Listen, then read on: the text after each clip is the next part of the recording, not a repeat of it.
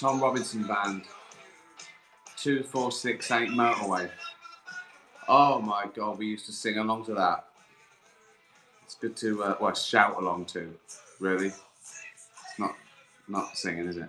It's shouting. How are you? Well, I assume it's working. Everyone's saying hello, and no one's saying, we can't see you or hear you, which is always on the cards, isn't it? Evening from IOM. Where's that? What's that? Isle of Man. Don't give me cryptic clues. I don't have to do. I'm not on Countdown. Fuck's sake. Just say where you're from. It's bad enough me reading. Norfolk, Swansea. Britain, a lot of Britain. Michigan, here we go. Hong Kong. Canada. Hi to Pickle. Everyone's loving Tom Robinson. You must be all over 50 then. I hope you're well. I was on Lorraine today, the TV show in England. It's like Ellen. It's the British Ellen. And Pickle was on. Yeah, she's had a hell of a day. Next up, getting her an agent. Let's ask some questions, shall we?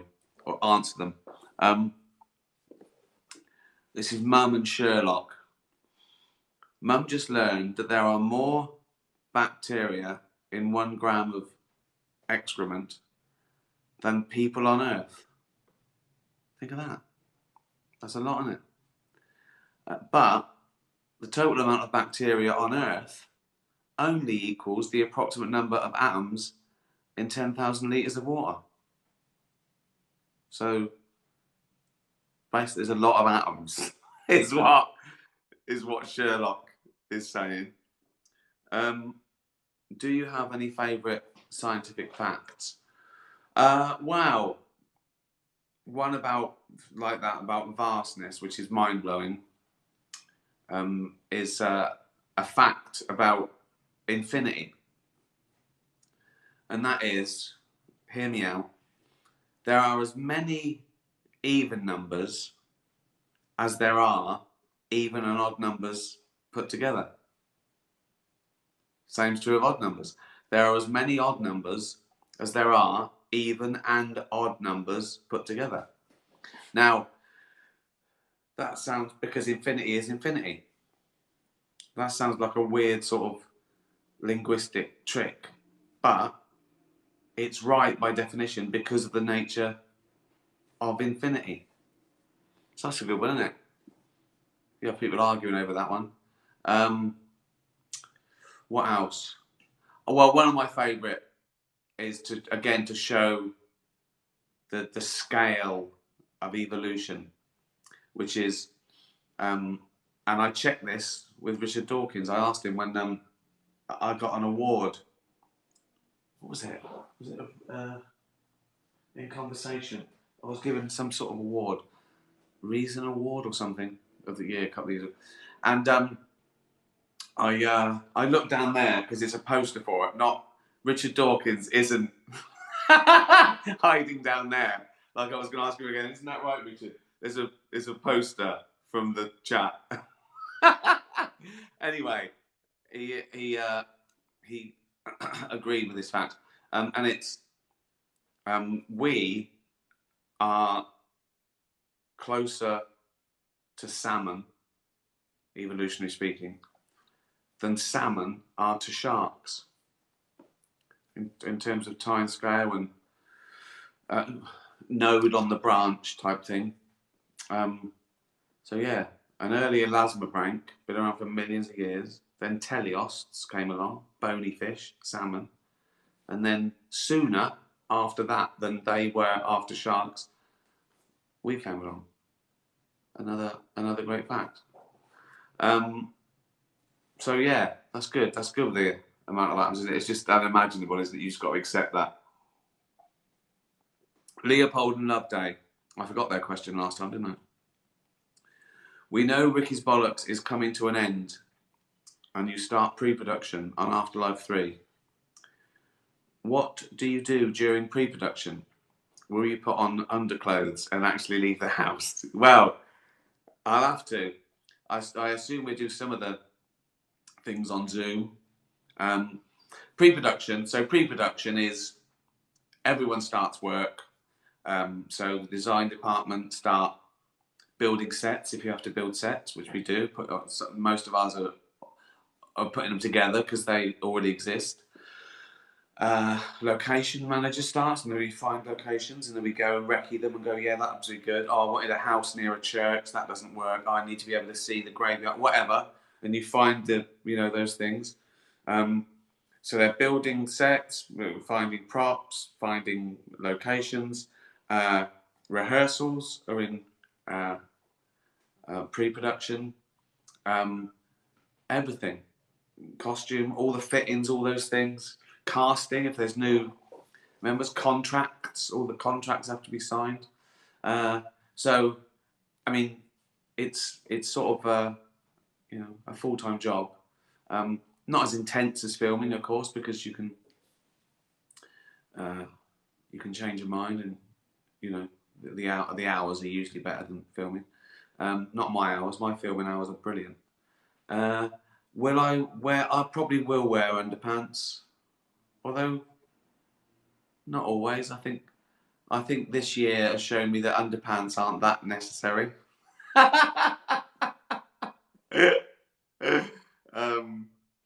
So yeah, as long as you wear black sweatpants, so any little dribbles don't show. White sweatpants might be a bit awkward. But oh dear. But yeah, these can't go on forever. These I mean, I might be able to do the odd one during pre-production, depending on how stressful it is. But and then I could do the odd weekend one maybe. But it won't be the same, will it? We've done these. Is it a year yet? It's nearly a year, isn't it? We've done these.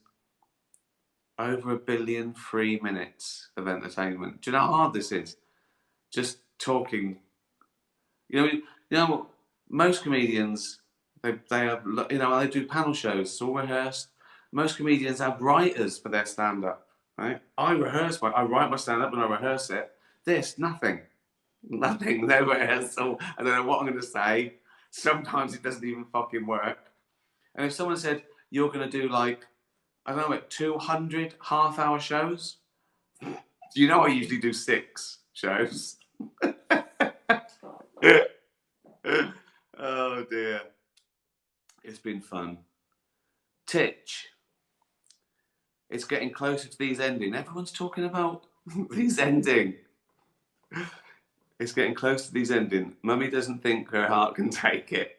I've told her it'll be okay. I would like to know, what's a usual day for you, Uncle? Do you have a PA? Yeah, I have a PA, personal assistant. His name's Jonathan, and or does Auntie do stuff for you? No. I've got a PA. I'll probably call him once or twice a day for things. We might have the odd Zoom, but usually we meet up and do stuff, of course. When I'm doing stuff. But yeah, what's a typical day? Well, at the moment, nothing's typical. But I get up about 8, have a coffee, to do some emails. Usually overnight emails from like America and stuff. Breakfast, shower, straight out about, I don't know, by 9:15. Scruffling dogs, walking for an hour. Come back, coffee, soup, nap, bit of work. So you see, work is a few minutes so far in the day. I might do the odd TV thing or the odd podcast. Bit of writing, dabbling, very casual.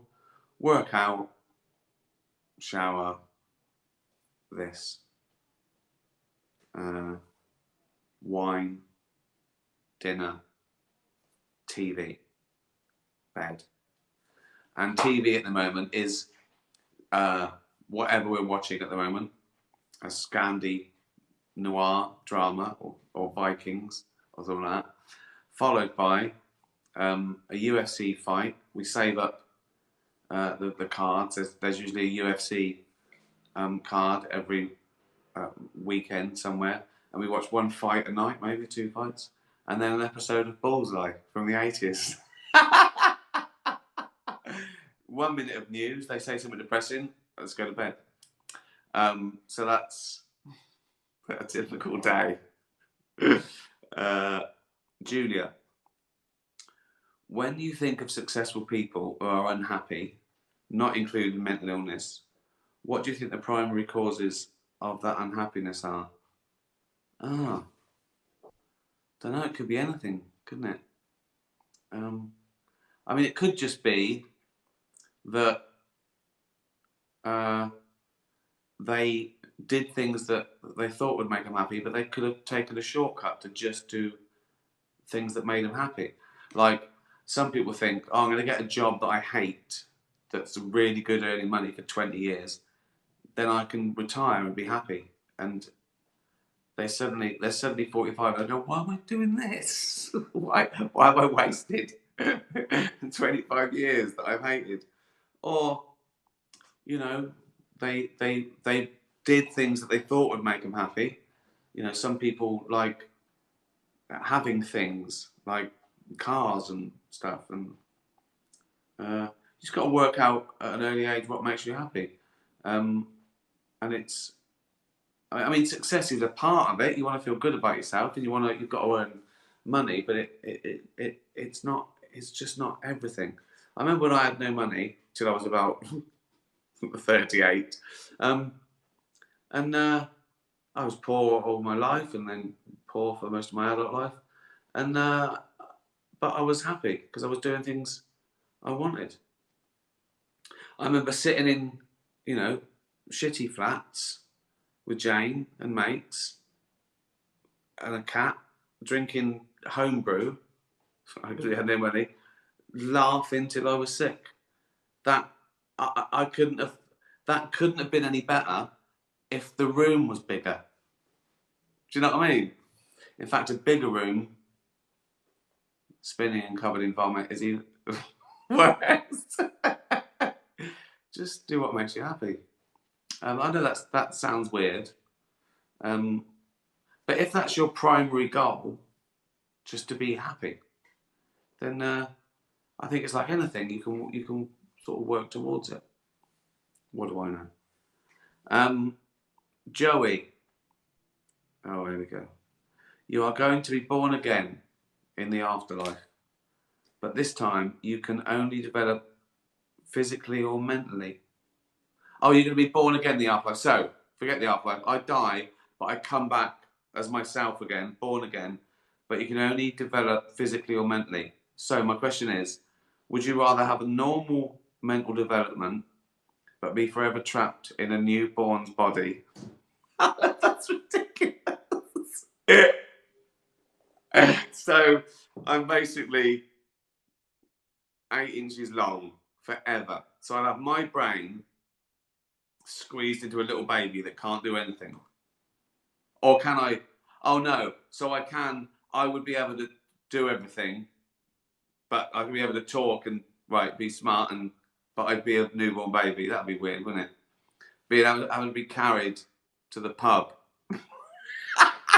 and leave that up. Little baby going, pint of Guinness, please, Jack. How you doing? Yeah, not too bad, yeah. I'll shit myself. That would be weird. Oh, that would be no, can't be that, can it? Because or have a normal physical development, but always have the mind of a baby. So look like this, but just go. It's basically have just a sponge for a brain. No offence to newborn babies. Fuck me. That's so hard. It's got to be that one because basically that's no life at all. Just being a 5'8" baby, just sat there going, right? But I wouldn't be aware of it, would I? So I had the mind of I wouldn't know that I was alive fucking for 70 years or whatever it was. So that would be no existence, really, wouldn't it? But the other one would be a terrible existence. A baby. I'd have all my thoughts and I'd be frustrated. Fucking hell. But then there's a part of me now that I choose awareness. Otherwise, what's the point of being alive? And just be angry and miserable. Look, a 9-inch angry, miserable old man. He has to be fucking carried everywhere. Fucking hell. It's just the worst. That's the worst question ever, Joey. Both shit. Fucking hell. God. Someone just said, poor Jane with the baby. Like I'd have met Jane.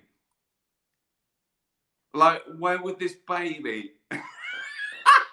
Where would this baby be going to university and talking to people in a fucking pram still? God, it's mind-boggling. That's the worst question in the world, Joey. It's fazed me. It's horrific. They're both horror stories. Oh, Leslie, let's have a nice question. Leslie, would you consider writing a serious drama as you seem to have a special way of stirring people's emotions? Yeah, I would, but I sort of like that Trojan horse of comedy and then surprising people with real characters and real emotions. Like, you know, you're laughing with people and then something happens. As opposed to starting with a drama, it's different expectations. And if I did a drama, I'd probably want some sort of funny bits. I mean, it can be done. I mean, I thought The Sopranos was funny in bits, in a sort of weird, psychopathic sort of way sometimes. I do like the mix. I do like the mix and the surprise, though, of, you know, comedy or comedy drama. And dramas are hard to plot because you often haven't got the funny bits and the digression and the characters, because they're usually quite boring and procedural and cool. But I would consider it, yes. But I love comedy. I like making people laugh and cry, and I think you can do that more effectively. I think you can make people cry more effectively if you've made them laugh. Like I see cool sort of films, like action films, like anything like James Bond and there's a bit that you're meant to care about his girlfriend you just met, and you go, well, I don't, because I've seen nothing of your real relationship. Do you know what I mean? They put it in there like it's a you go, this dude, what? It's like James Bond meeting someone. You know, it's like she's dead. We only met her a minute ago. So, you know what I mean. Real emotions, and that's a mixture of everything. Tara, who was someone that growing up would never fail to make you laugh? Oh, do you mean comedian or like mate? Because there was like, you know, I had funny mates, and my brother Bob was always funny.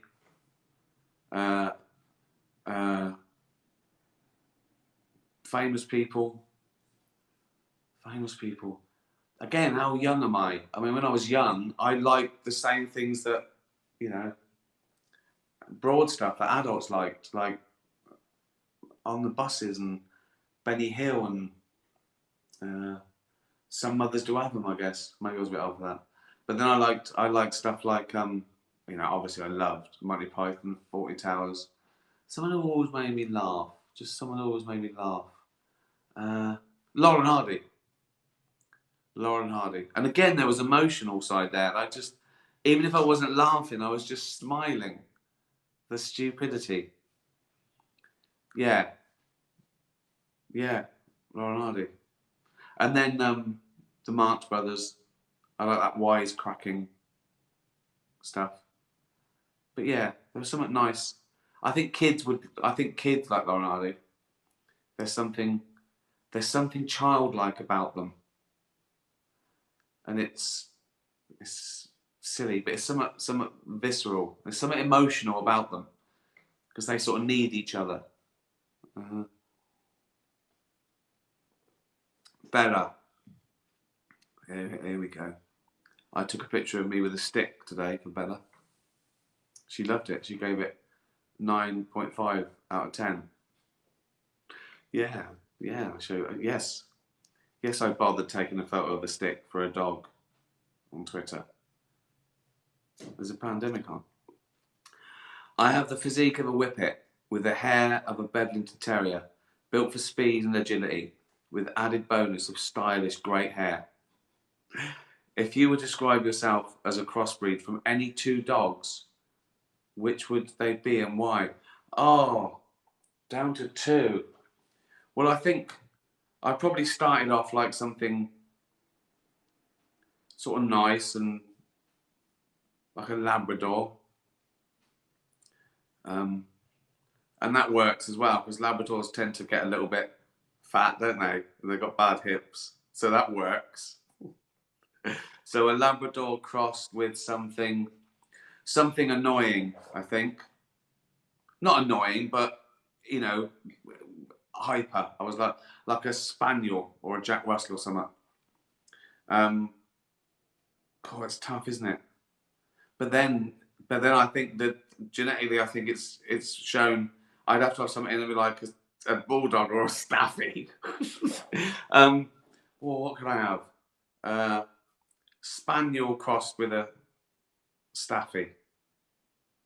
How's that? I'm talking to a dog about being a dog. That's what's weird. Freya, how do you normally rehearse for your stand-up gigs? Right. Yeah, it's tricky. What I usually do is I have something I want to talk about loosely. Three bits to riff on. And then I book a little theatre and charge a tenner or whatever it is, 15 quid. Tell them it's a warm up and it's new material. It might be shite. And then I get 2 or 3 other people to also do the same, so they get an evening of it.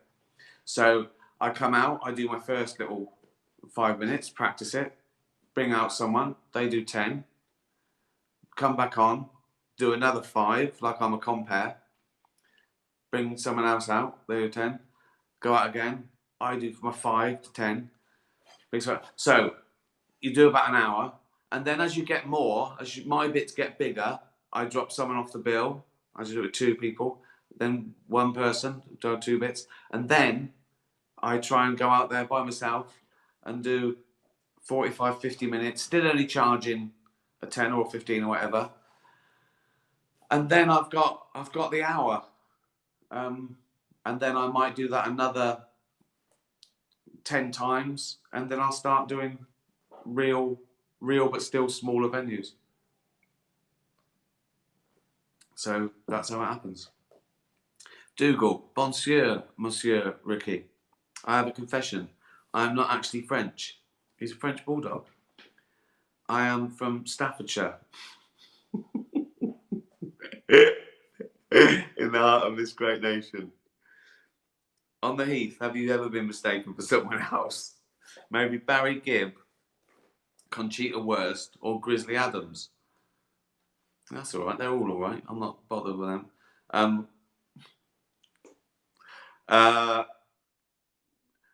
So when I was first, I don't get mistaken for anyone now. Pretty much people know who I am. Early days of being famous, I remember the two main ones that I got. Chris Moyles. This one, Chris Moyles was fat. And Johnny Vegas, when Johnny Vegas was fat. So I was a fat bloke. I wasn't that famous, so they sort of weren't. Oh, is it Chris Moyles? Just two other fat blokes, just fat blokes. I got mistaken for fat blokes, basically. Before I was famous, I remember I was in my 20s. I was at a gig, so it sort of made sense. And I had a ponytail and a little fringe, 2 haircuts. So it was the mid-80s to late 80s. And 2 sort of teenagers, they thought I was Morton Harkett from Aha. I suppose we're about the same age. I was thin, I had a jaw, hair, everything. They went, are you Morton Harkett? I went, no, I'm not. They went, you are? I went, well, no, I'm not. Now they thought I was him, but pretended to not be recognised. They went, you are? I went, I'm not. And then for a laugh, I went, I'm David Bowie. And they looked confused. And one of them said, oh, it could be. I went, no, it couldn't be. No, I'm not. I'm not Morton Harkett. I'm not David Bowie. So I went from being mistaken for Morton Harkett to Johnny Vegas.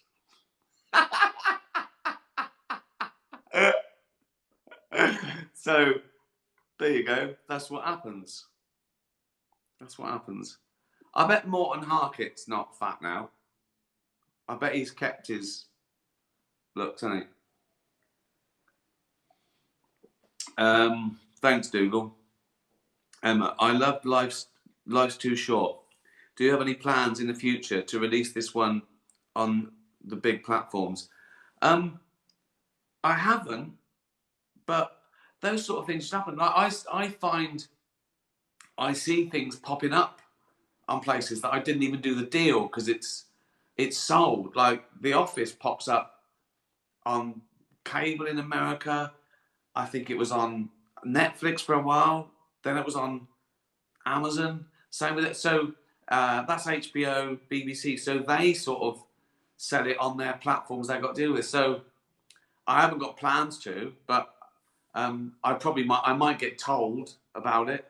Sometimes they ask me to tweet about it when there's. I haven't got plans, but I haven't got not plans either. So it might pop up. Yeah, it was good. Warwick's great, wasn't he? In fact, it was real fun, and it was great working with Les and Keith and Sean. Bird on a Mission. When you begin filming Afterlife 3, will you have to adhere to the mask wearing, social distancing rules? And how will that work with a storyline? Or will some of the actors be pre-tested bubbles? It's going to be difficult. Well, when you're actually filming, you'd have to adhere to the same thing. They'll all be tested, I think. There's usually a COVID person there going test them, all that sort of stuff. And if someone's got it, it's sort of shut down for 10 days. They have to self-isolate. So we have to keep with all the rules, but you don't have to be doing scenes in masks. You just make sure.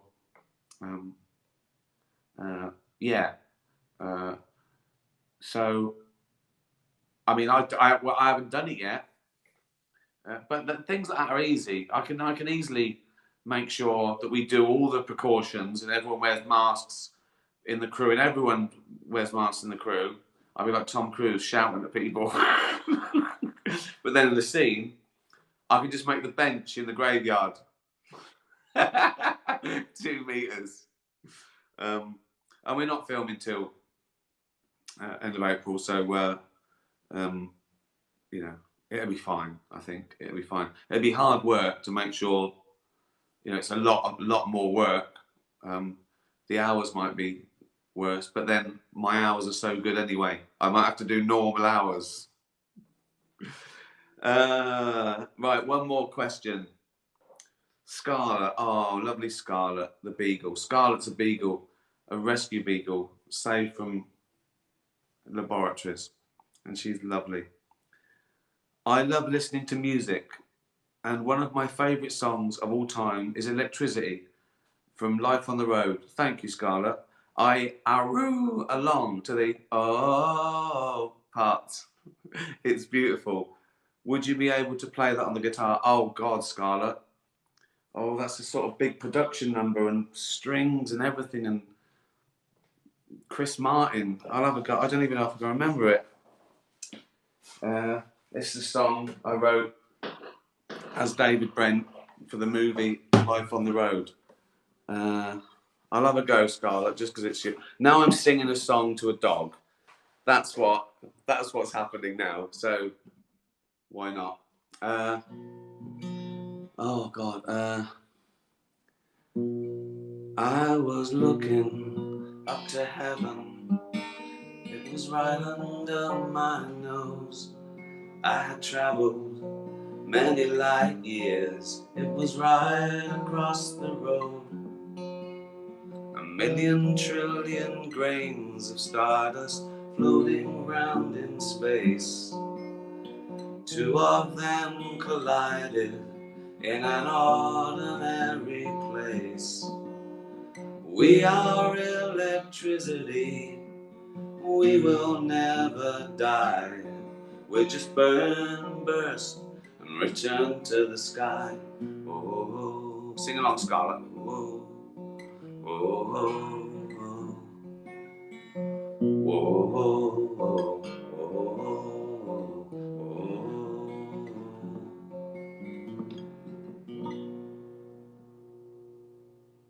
Alexa, play Electricity by David Brent. Hey Siri, play Electricity by David Brent. Right, there you go. Another load of bollocks. I hope you enjoyed that. Thanks for tuning in. Have a good week. Be nice to animals. Tatty bye, everyone. Tatty bye.